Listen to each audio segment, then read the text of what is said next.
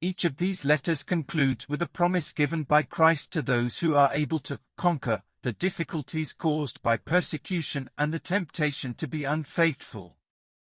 For example, he says to the church in Sardis, "He shall be clad in white garments. I will not blot out his name from the book of life. I will confess his name before my Father." These are alternative ways of describing the promises we've already seen. When Jesus is confessing his followers before his Father, that means he is claiming them as his own, but belonging to Christ is the precondition for freedom from sin.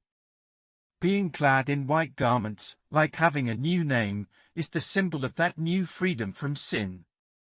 Just as the filthy garments were taken away from the high priest Joshua, in the Zechariah vision already mentioned, and replaced by clean ones. Similarly, white robes are given to the saints in heaven in the later chapters of Revelation. But freedom from sin, as already observed, is the precondition for access to life.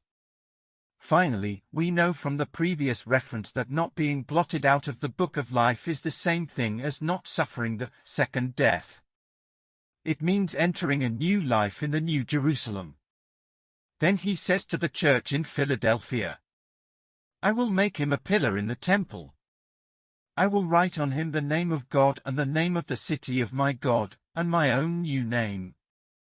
The meaning of pillar is fully explained by the following phrase, "Never shall he go out of it." A pillar is a permanent fixture.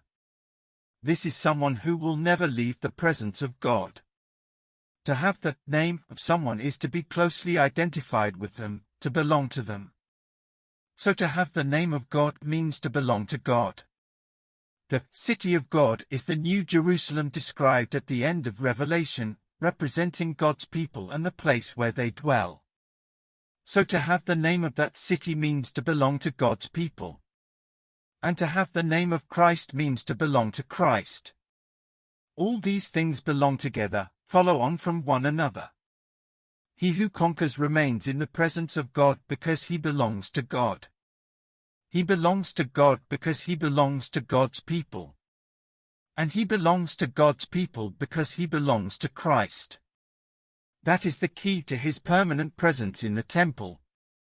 And he says to the church in Laodicea, "I will grant him to sit with me on my throne, as I myself conquered and sat down with my Father on his throne."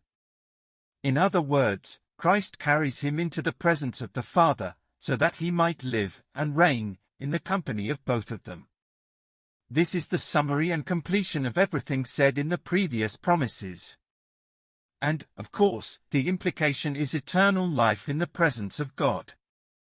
Thus the promise of life has been given to every church in these 2 chapters. This is the promise which is fulfilled in the final chapters of Revelation.